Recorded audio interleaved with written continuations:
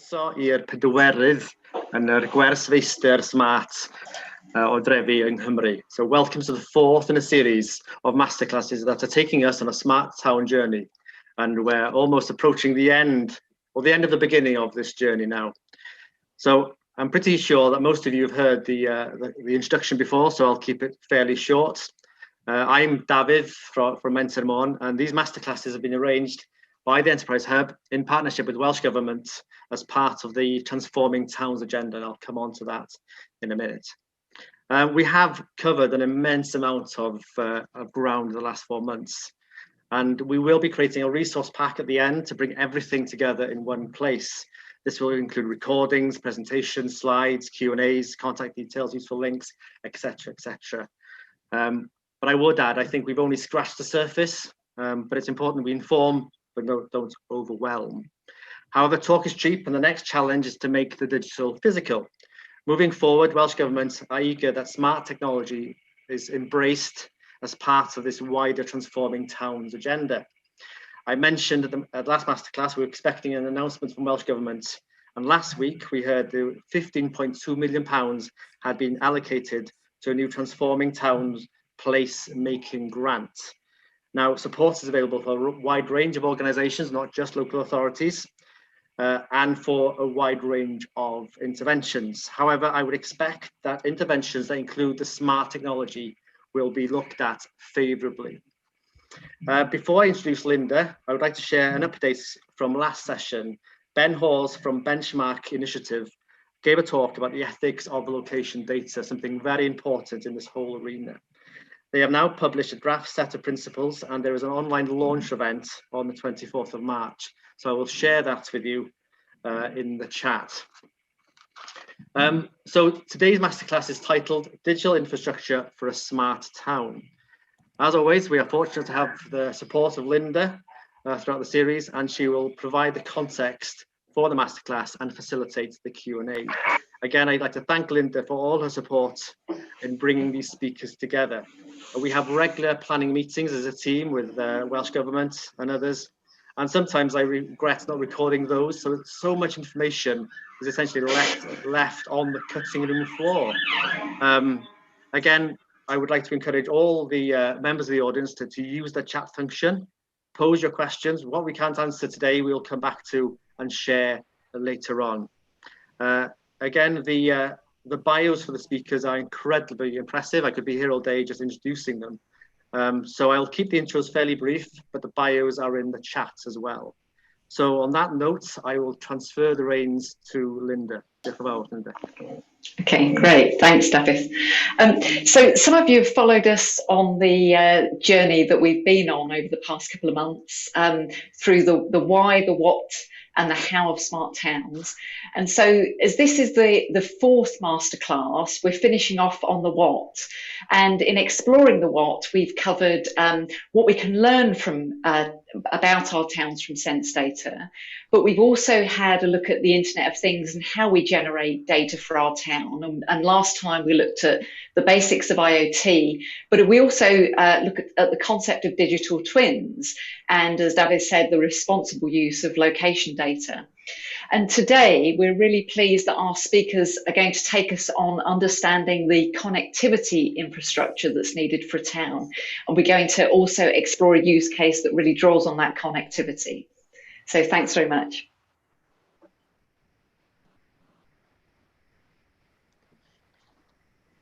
Thank you, Linda. So our first speaker today is Andrew Sterling.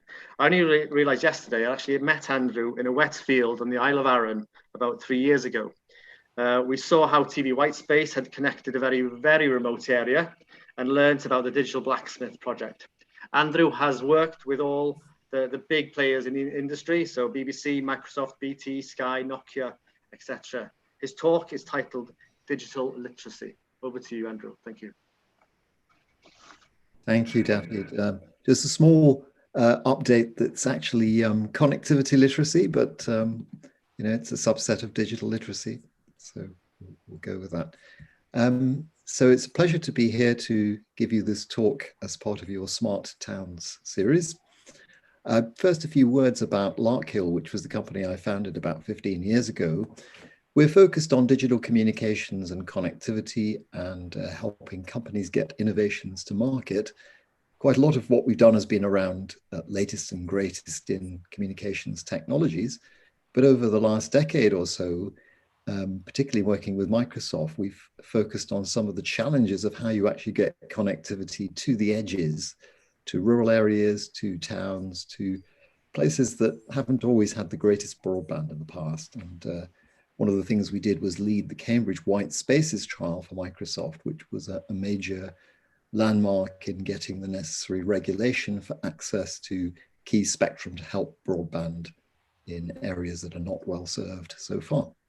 We've interfaced with regulators on a range of topics, and particularly to enable better spectrum access to internet.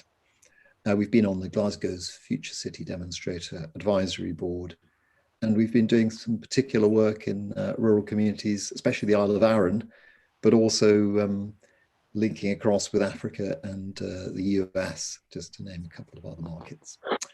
So to launch in, communities are built around connectivity. So I see this ecosystem of people. Of course, it's all about the people. People are the central focus. But increasingly, there's a thing called data, which we need to use to function really in our modern lives. And the data can tell us about systems, can tell us about climate, it can tell us what's happening on the farm. And we have tools such as sensors that allow us to gather some of that data automatically.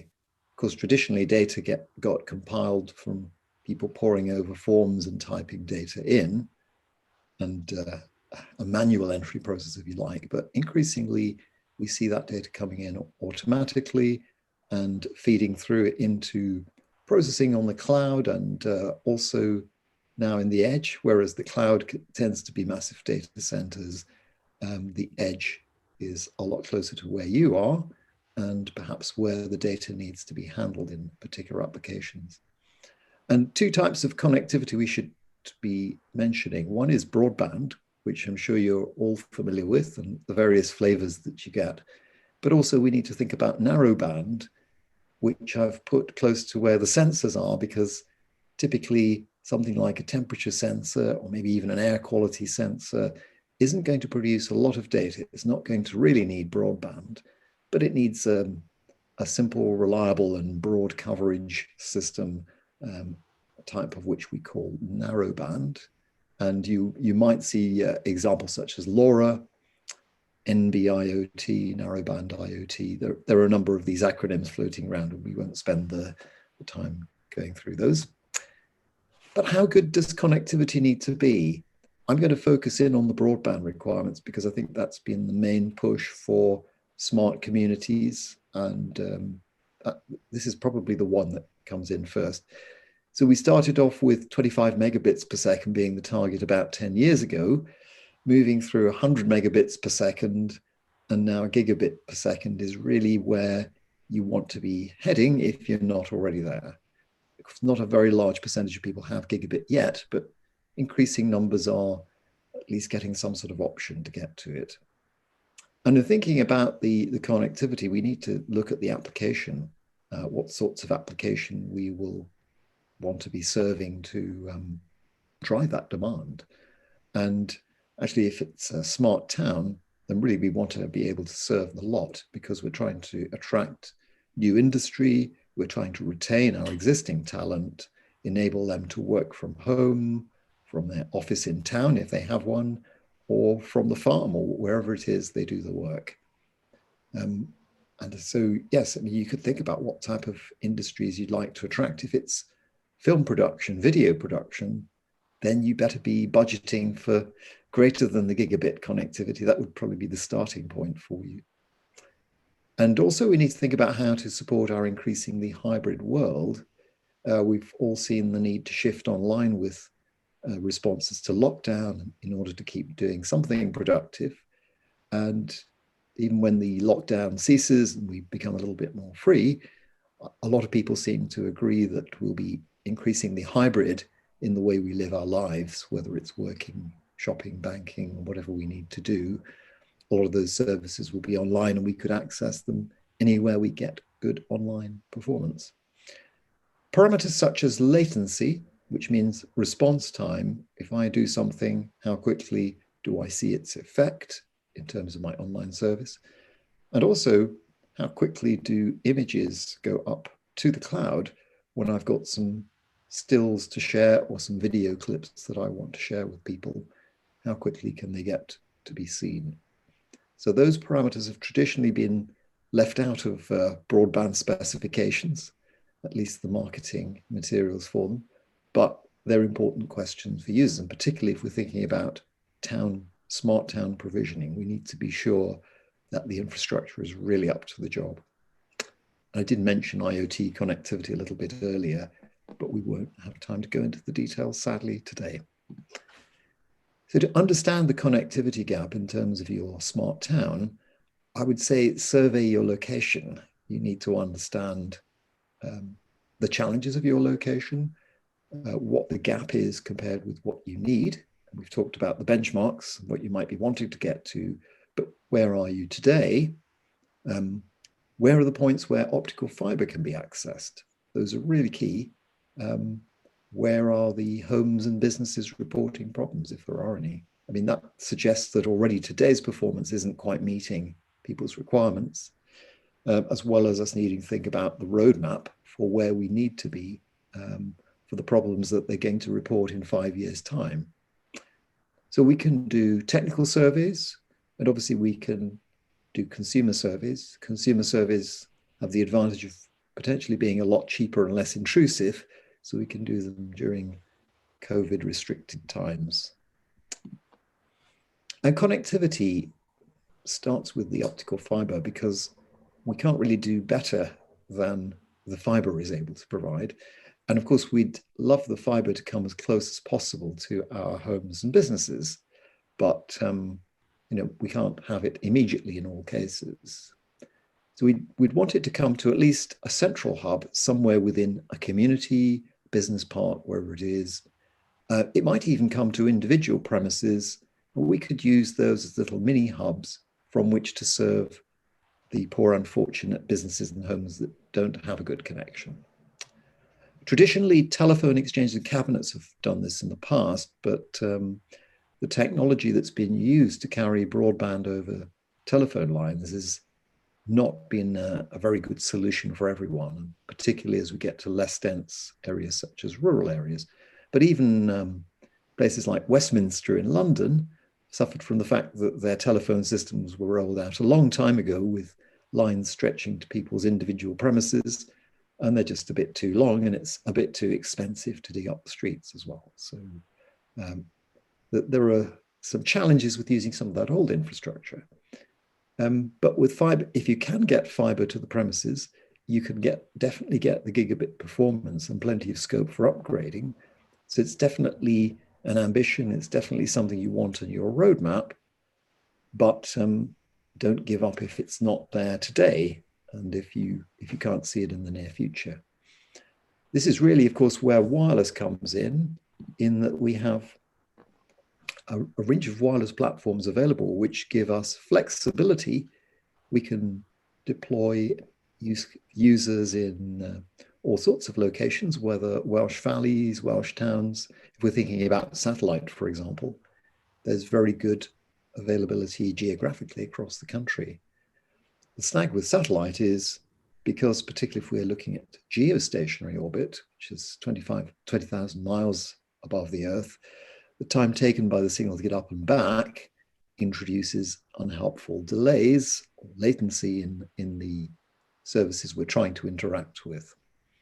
Now, terrestrial wireless is much more desirable. We can deliver high performance. We can get gigabits per second. It can also be rapid to deploy. And if a premise then gets fiber, for example, we can redeploy that terrestrial wireless equipment somewhere else. But in deploying wireless, which is a great way to fill the gap with fiber, we do need to think about planning that network to ensure performance and reliability. We need to look at the sites where we're going to have the equipment and the antennas. We also need to think about spectrum access to make sure there's enough capacity in the locations where we need to use it. And we will think about, or need to think about, upgrades.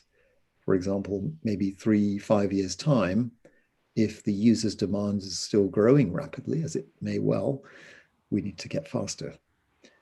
So actually on the right was some results of studies from BT on the effects of different types of spectrum. So this is on the spectrum access point. If we use the highest spectrum at 5 gigahertz, which is in the latest Wi-Fi systems, this actually shows what the impact of 20% penetration of that service, of a Wi-Fi 5 gigahertz service, 20% of homes in a given area of London, how much coverage you get outside. And you can see there's a lot of white, which means it doesn't go that far. And you'll experience that within your own homes and offices, that 5 gigahertz really doesn't stretch. 2.4 gigahertz, the original Wi-Fi frequency, on the lower picture is much better. And with the technology that we trialed back a number of years ago, and which is now legal to deploy in the UK, the TV white spaces, we're a much lower frequency. And you can see the effects of using that spectrum with the same percentage of homes deploying the technology, how much greater coverage we can achieve. So this is just to illustrate the importance of spectrum and choice of spectrum in the wireless technologies. Now, connectivity literacy begins at home. We've talked about the wide area systems, but really you need, if you've got a home and an office, and hopefully you've got at least one of those, then you need to be thinking about how to get the best connectivity from whatever your service provider can deliver. And you need to think again about the types of services, whether it's video streaming. YouTube and Netflix are nominated the worst offenders in terms of demands on the broadband connection. Video conferencing, like our friendly face Zoom, and things like our cameras, front door cameras in our doorbells, CCTV applications, and other things can drive high performance requirements from our connection. We need appropriate use of wireless and wired connectivity. So it may be that if we can deploy wired connectivity between our rooms, that's going to give us the best combinations of security, reliability, and so on. But it may simply not be possible in an older building. We can't afford to perhaps go drilling everywhere, pulling up floorboards. Cost and convenience can come into the picture. And if we are deploying wireless, we need to think about where it's going to cover in our premises and possible interference from neighbors. So there are a number of things to think about, but if you haven't got your connectivity at your home or office correct, then that's where your problems start. Now, aside from the hard facts of connectivity, the wires and the wireless connections, there's a very important element which I've called soft connectivity, and that's really enabling you to get the most out of whatever digital connectivity you've got within your community. So it's making sure that the residents and businesses are really digitally ready and laying the foundations in terms of skills and awareness of what's actually available online. There are many, perhaps in the older members of the community, who are not as fully versed with how to use broadband or even why they should use it. So there's a need to lay those foundations and bring everyone into the benefits, particularly as we've seen what COVID has done in terms of closing the physical access to services. We need to map the vulnerabilities to see who's being left out without the means to join the smart community online and take appropriate action. If there are people who perhaps have surplus devices, perhaps can enable that connectivity by one means or another. And if we've got an area with very good mobile coverage, there are MiFi devices which can be provided to people who lack a fixed broadband connection for whatever reason. Now, to promote the soft connectivity, soft infrastructure, we've developed a model which we call the digital blacksmith. And the aim is to boost local digital skills and resources by coordinating with skills providers, libraries, schools, colleges, etc., and bringing those together with businesses and using the services for businesses to help fund some of those outreaches, digital champions, and things that would not necessarily be self-funding. And use that as an opportunity to invest in the local community, bring people together, and particularly post-COVID, help everyone recover as quickly as possible. Now, we've been delighted to pilot this on the Isle of Arran with myself directly, and with a colleague that I've worked with at Strathclyde University, who's based in Orkney, who's been doing great work again with this concept. So I'm sorry. Some of the things we've done with the digital blacksmith are such as running internet safety workshops at school, helping to signpost to local youngsters what sort of careers opportunities digital open up for them. And when the teenager puts her hand up and says, I want to do hairdressing, as if that's the end of the conversation, suddenly you're into, well, supposing your customers have an app and are able to choose what hairstyle they want, and supposing your competitor doesn't, where does that leave you? What advantage does that give you? So opening people's horizons. There's obviously a need to help people connect in those interior spaces we talked about. Web and social media applications are very important for businesses and other social organizations. And there's the whole field of Internet of Things applications. How can the farmer get started with the smart agricultural tools that will help them manage the land better and produce food more sustainably for everyone? Partnership is a smart essential. I would say maintaining a smart town platform requires interworking at all levels, including on the connectivity.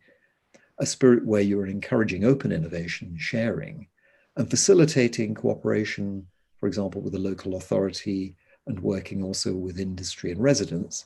And I have the picture of Cambridge because that's where I led something called the Cambridge White Spaces Trial, which was a landmark trial for this technology in the UK and Europe, and helped establish the regulations that we now have in place since 2016.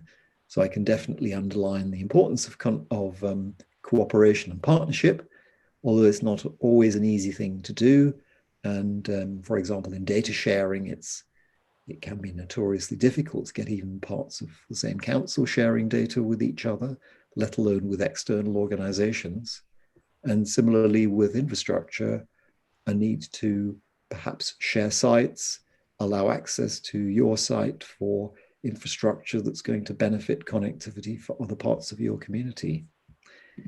So to summarize, as I think I'm pretty well close to my limit if I haven't run over slightly, we don't actually need to wait for gigabit connectivity, and I have to say that that's where we should be aiming, but we can use a combination of optical and wireless technologies to help us get there more rapidly, and effectively using wireless to close the gap to wherever fiber is.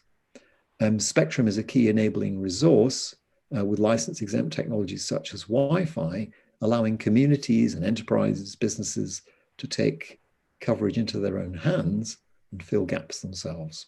Partnership is essential, and sharing connectivity skills and other enabling resources will enable the whole community to benefit. So with that, I would like to thank you for your attention and apologize to the organizer if I've run on a bit too much there. Instantly forgiven. Thank you very much, Andrew. That was brilliant. Could I just ask one question? Because I was interested in the digital blacksmith model many years back. Yes. Do you think, or do you see that could evolve to be relevant to a smart town, whereby residents can take some ownership, play around with sensors, etc.? It's about the community, really, isn't it? And I think communities can be different scales. Towns can definitely have a strong sense of community and identity. And to the extent that they're willing to work together, be open and share, then yes, the hub model works very well. I think actually 100% digital leads was an example of a sort of very much scaled up effort, which I think really covers all of the things that you really would like to see in that model. Fortunately, they've obviously got a very benign and enlightened council that's willing to fund that, which is great. but it does, yes, absolutely applicable to towns. And the reason for the blacksmith was to try and make it a little bit more approachable for older people who might recall older analogies of technology hubs. Okay, thank you very much, Andrew. If you could stop sharing your screen. And absolutely. Thank you very much. Okay, so our next speaker is John Delaney. Now, John is a telecoms industry analyst with over 40 years experience in the sector. I often refer to 3G, 4G, 5G. I heard about 6G yesterday, and I haven't really got a clue what I'm talking about. I don't know what a G is. So hopefully this is about to change. So John's talk is titled 5G, the mobile network goes to work. So over to you, John. Thank you very much. Thank you, David, and let's see if we can fix that for you. So yeah, a lot of noise about 5G at the moment, as well as some other Gs, and I'm going to spend the next 10 minutes trying to give you a flavour for what it's all about. Well, the UK was one of the first countries in the world to get this 5th generation of mobile network technology. 5G started here nearly 2 years ago, in May 2019, and Cardiff was among the first places in the UK to get 5G, or Plimpeg, sounds much better in Welsh, I think. Either way, as the name implies, this new G is the 5th in a succession of new generations of mobile technology that have emerged roughly once each decade since the early 1980s. So far, each new G has been used primarily to connect users' mobile phones. But each new G has also changed the game in at least one important way by delivering a key improvement over the previous G. It's enabled a key innovation in the service proposition. And 5G is no exception to that rule. Indeed, 5G is the first new G to deliver several distinct new improvements. And those improvements, in turn, enable a multiplicity of innovations in the application of the technology. 5G is also the first new G to be designed for connecting a wide variety of device types, not just smartphones. And that also opens up new territory for mobile applications. Before I get into talking about those new capabilities of 5G, we used to have a brief review of the previous mobile Gs so that we can root our understanding of what 5G can do in the context of how mobile technologies evolved so far. Now, the first generation of mobile, 1G, emerged during the late 1970s and early 1980s. Describing it as a single generation, though, gives a misleading impression of uniformity. In fact, a wide variety of different technologies were used in different parts of the world. All of them were incompatible with each other. But one thing that all of the 1G technologies had in common is that they used analog signaling, which is inefficient at using radio spectrum to carry signals. For example, think how many more channels you get through your TV aerial today with digital TV than you did in the days of analog TV. Now, all this meant that in the early 1G phones and services were bulky and inexpensive, and that a mobile network cell could only support a small number of users concurrently. Now, this in turn limited the mobile customer base to few business people who could get so much benefit from making phone calls on the move that they were willing to pay a lot of money for it. That started to change in the early 1990s with the second generation of mobile networks, 2G. The industry was learning the lesson that huge benefits could be had through standardizing the technology used in mobile networks. For 2G, every country in Europe adopted GSM, which stands for the French phrase Groupe Spécial Mobile, although the acronym was retrospectively changed to mean Global System for Mobiles, in a forlorn attempt to persuade the Americans to adopt it too. 2G mobile was still purely for making mobile phone calls. But unlike 1G, 2G used digital signaling, which meant that far more users could be connected at the same time. Digital signaling also made the phones smaller and lighter, and the economies of scale enabled by the use of a standardized technology made 2G phones much cheaper than 1G phones. These factors, in combination, meant that with 2G, mobile phones were no longer the preserve of business people and the rich. 2G brought mobile to the masses, and the masses adopted it avidly. Everyone wanted a mobile phone, and by the end of the century, most people had got one. In the early 2000s, the next generation of mobile, 3G, started to expand the capabilities of mobile phones.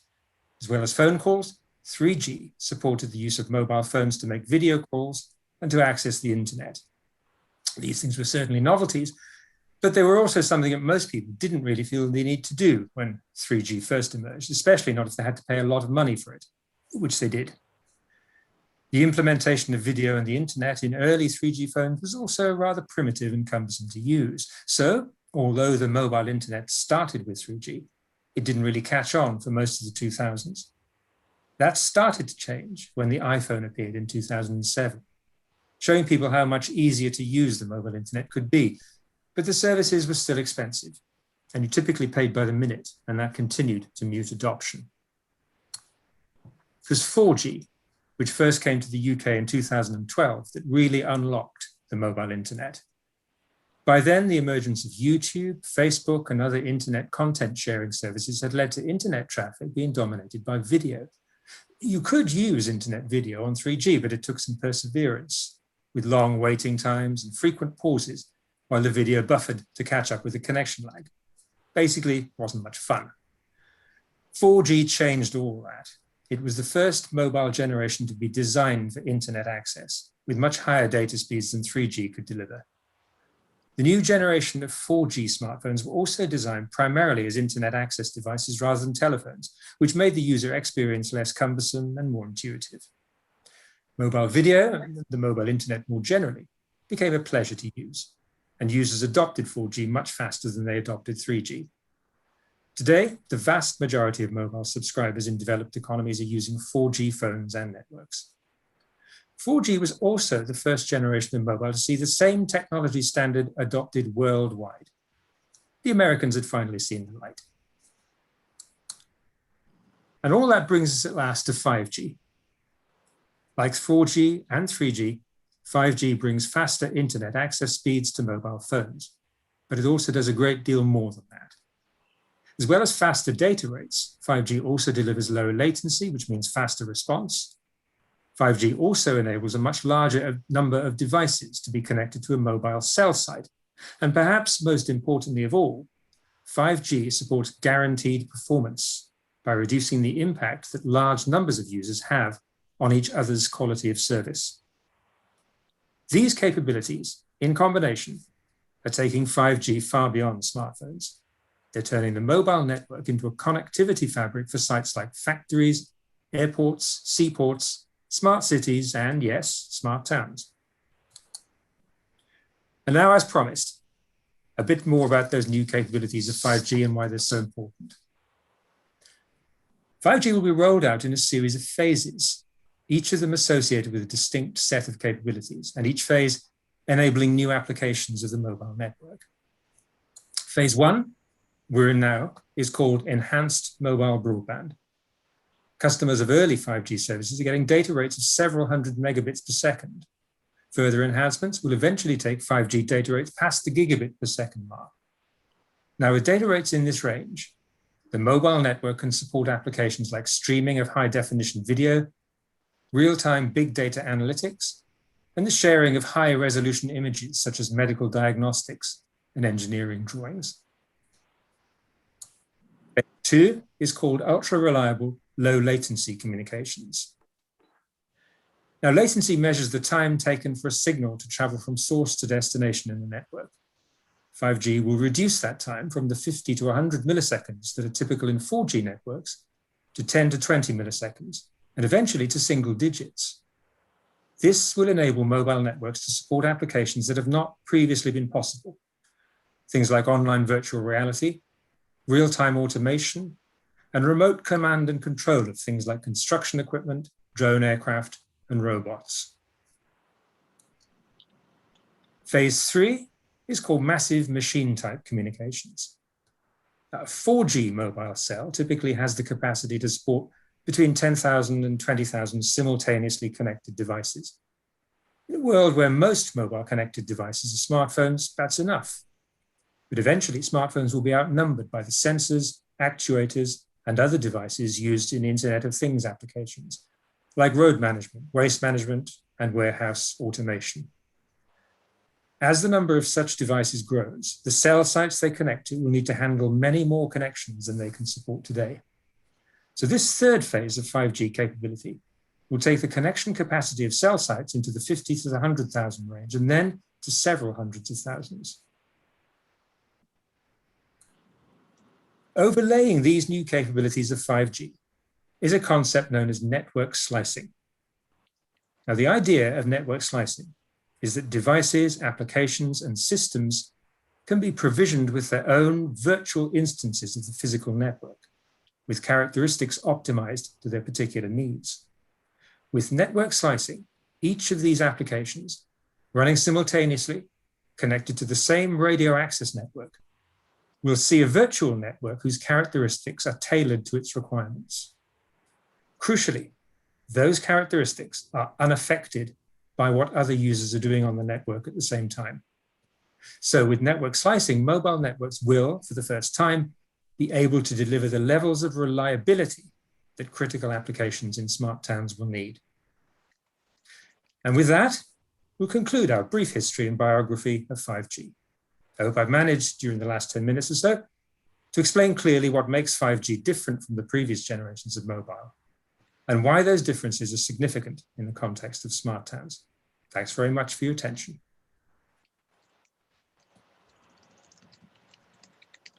Thank you very much, John.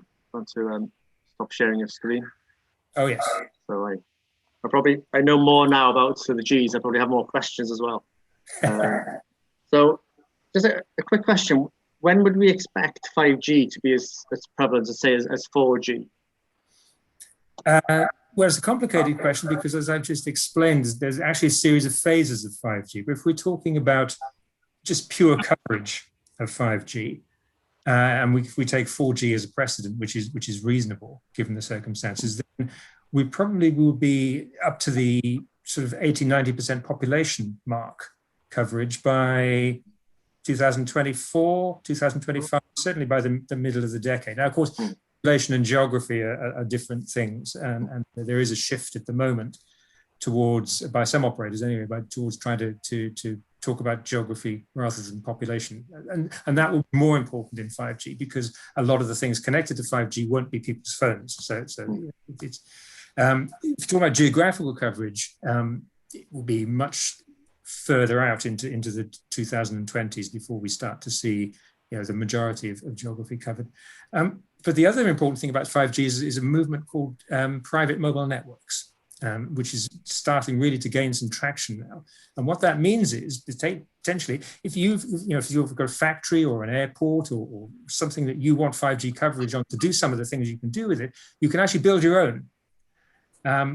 This has not been very easy to do in previous generations, but now that we're getting some access to suitable spectrum, Andrew talked about spectrum earlier, there's now this possibility for towns and for companies to build their own 5G coverage if they have an application that really needs it. And there's a lot happening around 5G here. I'm in the Menai Science Park in Gaydra and Anglesey. So we have some 5G specialists here, which I won't explain further because I'll probably get the detail wrong, but there are 5G developments here in North Wales. Okay, so thank you, John. Pleasure. So our last speaker is the founder and CEO of District Technologies, Lee Butts. While at Oxford University, Lee wrote their master's thesis on understanding the DNA of strong entrepreneurial hubs. I've been really looking forward to listening to Lee about the work of District Technologies, as I believe it resonates strongly with the Transforming Towns agenda and our ambition. The High Street becomes more of a space to work in, to create and to collaborate. So I was reading about the app and the technology last night. So Lee's talk is titled "The Town is the Office." So with that, over to you, Lee. Thank you. Thank you. I'm just on my screen. Give me 1 second. So hi everyone.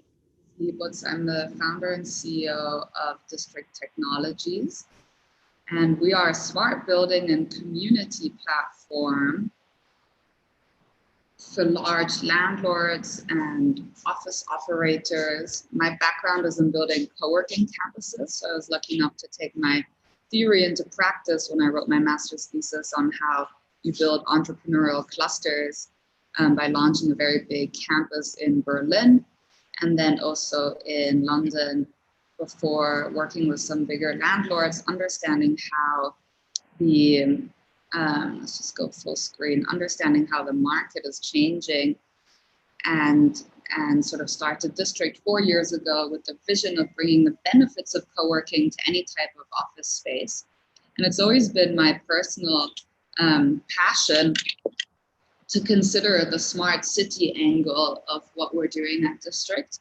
I'm very passionate about future cities, and I've been speaking to a handful of owners and land developers about how you could essentially use our technology across a village or a town or even a neighborhood or a city, because I think that would be an absolutely fantastic application of what we do, and we would have all the functionality to make it work. So we're still looking for a project. If anyone has a remote area of Wales that is connected, because of course we do need connectivity. So this talk leads on very nicely of the two presenters before me. But once you are connected, the possibilities are endless, and really looking at the user experience of people living in our cities and our spaces is what we focus on. It's all about human-centered design. And I think it's also our industry's, especially the real estate industry's, obligation to build better cities for sustainable aspects and also for the experience of people living in them, of course. So we're in an unprecedented time with COVID and a global pandemic, certainly in my lifetime. I know that I very much miss going to my office space and traveling around the city like nothing's wrong. And I'm sure we'll get back to that in the future. But for now, COVID is here, and it's forced the most traditional companies to adopt remote working that would have never allowed their employees to work at home. They've been forced to. So in a way, it's created this incredibly interesting opportunity for a lot of companies like District, where almost our market has tripled overnight, because now we're working with a lot of big companies. So what does that mean? Hybrid working is here to stay. So we don't believe in full remote working. I don't think all companies are going to allow their employees to stay at home forever, but they will certainly have a combination of hybrid working. So you may book yourself back into the office a couple of days a week, and then you may use the rest of your neighborhood or town as your own personal playground to work and get on with your day-to-day things wherever you feel like it. And that brings up a very interesting opportunity to reflect on how we consider spaces for living and working, and maybe how we can use technology to enhance and make it more efficient and more productive. So I'm also really interested in this idea of a 20-minute neighborhood or a 15-minute city. I think there's different theories that say 15 minutes or 20 minutes, but I think the concept is the same.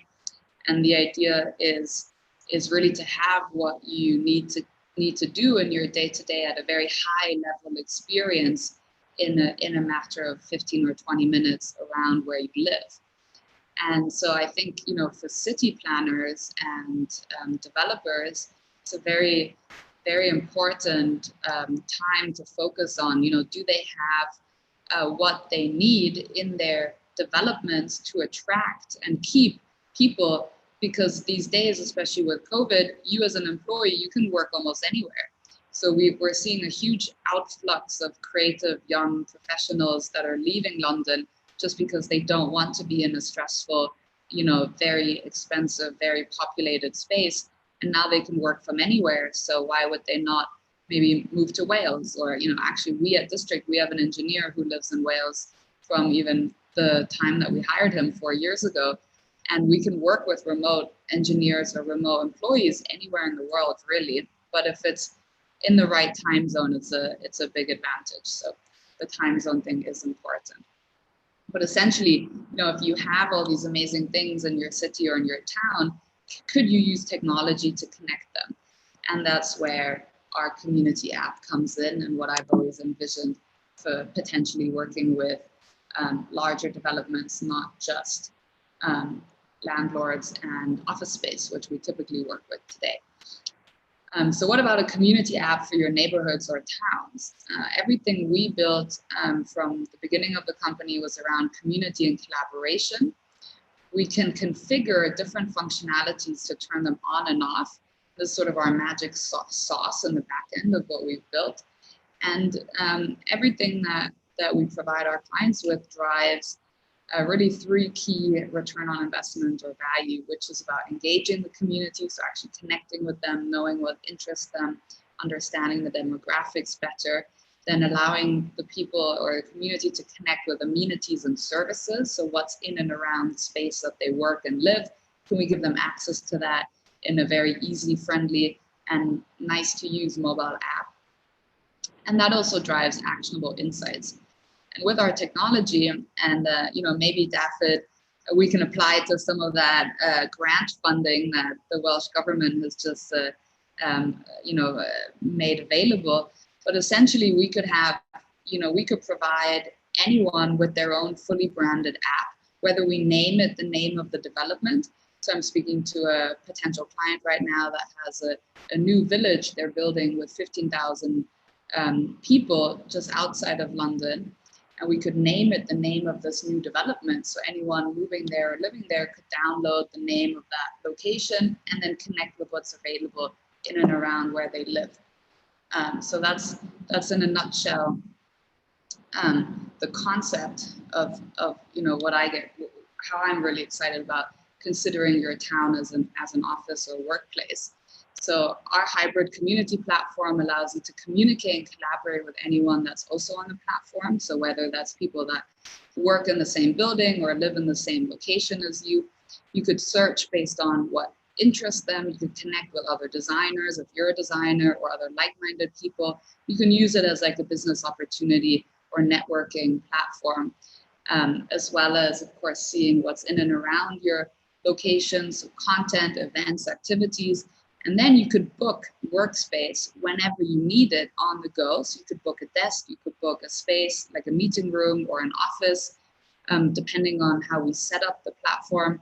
And then our clients can choose to monetize these shared services or spaces, or provide them for free with the technology. Both is optional. So like I said at the beginning, we customize everything and make it really configurable for different clients to manage, analyze, and then iterate the services that they're providing their communities for as well. We have a lot of best tips and tricks and practices. We don't just give you an app and say goodbye, good luck. We actually help our clients sort of engage, measure, and then analyze the experience that they're providing. The slides aren't moving, so I'm not sure if you've been going through the slides. Oh, really? Yeah. That's not good. I've been going through them the whole time. Can you see them now? Yes, sorry. Yeah. Yes. Sorry. This was, so let me not go full screen so that we can see the slides, and I'll just do them really quickly. How do I get rid of this thing? Okay. I should have raised it earlier. Sorry, I wasn't sure if you just want to talk about that one slide. Sorry. This is where we've been at the time. So quickly to review what I've just said, this was about hybrid working. It's here to stay with COVID. The next slide was about the 20-minute neighborhood. I won't repeat what I said, but I'll just give you a second to look at my slides. This is our solution with the plug and play or fully branded app to engage your community, connect amenities, drive actionable insights. This is our hybrid community platform. So I was talking about the communication and collaboration that you can search for other people based on your interests, which is here. You can book shared spaces, shared services, and you can choose to monetize them or not optionally. And then you can manage, analyze, and iterate the services on the app with your very own dashboards. So I hope you can all see the presentation now. Yes, David? It's moving. Good. I think no answer is a good answer. So these are all the core features. And yeah, I won't go through it in detail because that's not the point, but essentially the concept would be that you could connect anything that you'd like in your neighborhood or city. You can add integrations. We've done a lot of smart building integrations. I'm just doing a talk. This is why these are here. I'm just literally doing it. Speak to the reception, please. So I'm on I'm sorry about that. I'm in a workspace here and someone just came over and told me to put a mask on, but this is why we have the dividers between the desks. Anyway, we have here all of the integration partners, and these are all the clients we work with. So we have a lot of large landlords, property managers, and big companies that we work with today already that use our technology to, manage, connect, and engage with all the great services and amenities that they provide their communities with. Here's some more case studies of what it would look like to brand the app. So you could have, your very own branding. You can even have a video in it. You can change fonts, colors, logos, really make it look like your own. And we're very excited as a company, as District, to work with clients sort of already outside of England as well. It's fully cloud-based. We started in the UK 4 years ago, but it's all in the cloud, so we can launch any location anywhere in the world. We don't need to touch the buildings or the locations, but if we want to use smart building tech, then we do. Then we have some hardware that partners of ours install. So that's on a really quick summary of what we do at District and how we could apply the technology to a town or a neighborhood. Thank you. Thank you, Lee. You could stop sharing your screen. That's really useful. And sorry, I should have mentioned the slides before. So the thinking I was having is that basically we're used to working in a large office, but this provides the opportunity to consider the town like an office and the cafes like rooms, etc. So is that the idea? Oh, well, I think, you could connect any amenity space, whether it's a cafe where you could actually book a desk to work from, or whether it's an actual co-working space provider or a innovation center or a community hall. It could be turned into a workspace, a church. Like, the opportunities are endless, I think. And it's just about finding innovative decision makers that can help really drive some of these theories into practice. Thank you. Because we operate a program called Enterprise Hub, but the challenge is to make these areas sustainable. So presumably this could allow a town to become an enterprise hub without actually creating a physical place that you have to sustain and require public funding forever and a day. Mm-hmm. So that's anyway. Sorry. Communities. So if you have a community that is managing a workspace anyway, why not provide that, through a technology platform to more people than just the people that already know about it? Yeah. Thank you very much. And on that, I will hand over to Linda for the Q&A session. Thank you, Linda. Great, thanks. As with all these sessions, we're always challenged on time, so I think it's going to be a fairly quick round. We did have a question just now from Abigail. She would like to know what connectivity needs and what should be in place before such an app as District has would be usable. Well, we just need basic internet connectivity for it to work, whether it's 4G or Wi-Fi, it doesn't matter. But of course, if you don't have any internet at all, no app will work. So if we're completely in the middle of nowhere, it might not make that much sense before you have connectivity to look at then connecting more sort of experiential services through technology. So the basis of everything we do is having internet connectivity, that's for sure. Great. And I'd also like to just raise a question that Andrew answered online, but just for the rest of the audience. Lily asks, what role do internet service providers play to support smart towns other than providing full fibre to communities?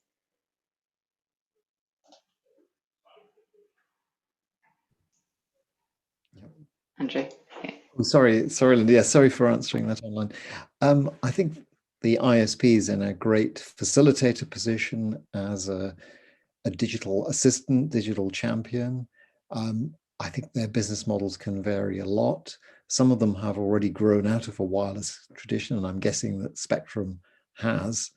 So it's still very well able to fill those gaps in connectivity before people get fiber, and potentially be part of rolling fiber out to areas that perhaps are not being served by other providers. I know companies like City Fibre have steamed into the large city deals, but I guess there's lots of scopes in towns, particularly if you've got a partnership with the local authority to get all your leeways and so on sorted, then I can't see why an established and respected ISP couldn't have a good business there, helping customers get faster. Great, thanks. And I guess one question I had, and maybe this one for John, there's such a spectrum of options for us available in terms of connectivity, and there is a need to future-proof that as well, and we've seen that evolution of the Gs. So what would your advice be to a town that's thinking about this at the moment, from their current needs through to their future needs? Well, the first thing I would note is there's an awful lot you can do with 4G. As Lee said, a lot of these things that people want to do just need good internet access. By good, I mean reliable and reasonably fast. If you're a hospital and you want to share medical images, 4G is going to struggle. But most applications are not that demanding. So first of all, I would understand what 4G coverage and capability is available in your local area. And as with all the Gs, they start at the beginning of the decade, but they get much, much better as the decade progresses. So, as well as knowing what your 4G coverage is, also understand, whether the operator has put technologies like carrier aggregation in place in your area to boost the speed further. In other words, don't underestimate 4G. Just because everybody's talking about 5G, there's a lot that you can do even if you're still waiting for it. Having said that, 5G is also available if you really want it quickly in the private mode, in a way that previous Gs have not been available. And the reason for that is that Ofcom is now introducing a concept whereby spectrum is still licensed only to mobile operators, but now the operators are able, indeed some cases they're mandated, if they're not using their licensed spectrum in certain areas, they have to make it available on commercial terms to private enterprises or to public sector bodies in that area. So this is making the availability of licensed spectrum much wider than it has been in the past. So that's another option, I think, that it's worth considering, if you're in a hurry to do something in your area and the coverage isn't there yet. Right. Linda, just if I may add something. Yeah, sure. Another thing that the council can do is think about potential sites where if there is an issue with mobile coverage, potential places where an operator could come and might be pre-cleared or pre-agreed in some way, because you're just putting another barrier in the way of mobile operator rolling out if you have all sorts of sites to locate and permissions to agree and all the rest of it. So there are some things you could do to make their decision more likely to be positive. Great, thanks for that. We've got a question from Zoe. So Zoe's saying that her town, which has a population of 3,500, does have connectivity and community Wi-Fi, but the business community is struggling to see the benefits. So this was particularly for Lee in terms of what quick advice do you have for a town that doesn't have any co-working spaces, a dwindling high street, and perhaps how connectivity in a smart town could help revive the high street? I think it's especially important for smaller towns that are maybe dwindling in population or historically have been dwindling in population to reposition themselves as attractive destinations for people that maybe are leaving larger cities because they're interested in more of a country nature, suburban lifestyle. You don't want to live in a big city anymore.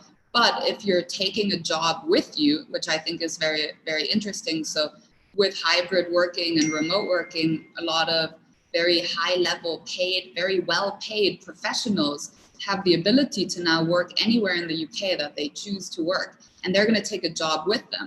So traditionally it was difficult to move to small cities because there were no jobs. I can't, I'm an engineer by, trading, and I probably could move to your village but not necessarily get a job that would satisfy what I'm looking for or what I want to be paid. But if I bring my job with me and you provide me with a great rural lifestyle, but it's connected, then maybe I would revive the high street by actually bringing money and bringing connectivity through my sort of professional, life with me. So I think it could be a really great opportunity for towns to connect their dwindling high street, to provide services. It doesn't have to be through a technology app, but certainly to position yourself as a city that is innovative and wants to reconnect people. So you could turn cafes into co-working spaces if you don't already have co-working spaces. But I think people don't just want to work at home these days, they want to go work in a local space as well. That's great, Lee. Thanks very much. And again, I think the US have been particularly innovative in this regard. There's the city of Tulsa actually has something called Tulsa Remote, in which it's just attracting people to come and live in Tulsa that can actually do a job remotely, and they're offering kind of free co-working space and a stipend for the first year because they believe it's going to offer such a good lifestyle that people will stay. So there's all kinds of innovative things that are going on globally at the moment around that. We're running over time now, but I think that was a really great session from our panelists. Thank you very much. And I think a great reminder that I think sometimes as technologists, we tend to think of connectivity as being digital infrastructure, but we've been reminded today that it's actually about the people and connecting the community. So thanks very much for that. Thanks, Linda. I like that concept of bringing a job with you, because obviously with young people leaving the area, we have to attract them back to Wales.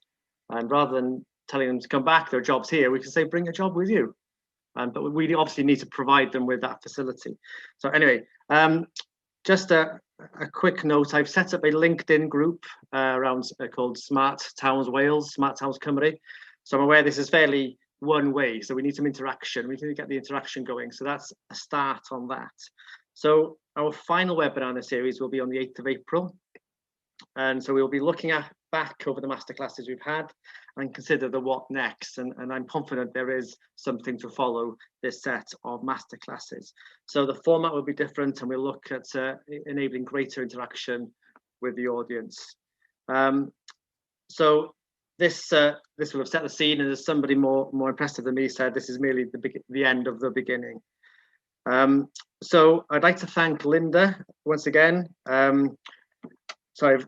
With John, Lee, Andrew. So I had the names here of my speakers from last time. So I was about to thank Wendy and Stephen, who haven't been here, obviously. Thanks to all our speakers, and also to Sarah from the Hub, Peter Williams, Darren Maudsley, and Matt from Welsh Government. And with that, I will call the webinar to an end. Thank you very much. Diolch yn fawr iawn i chi.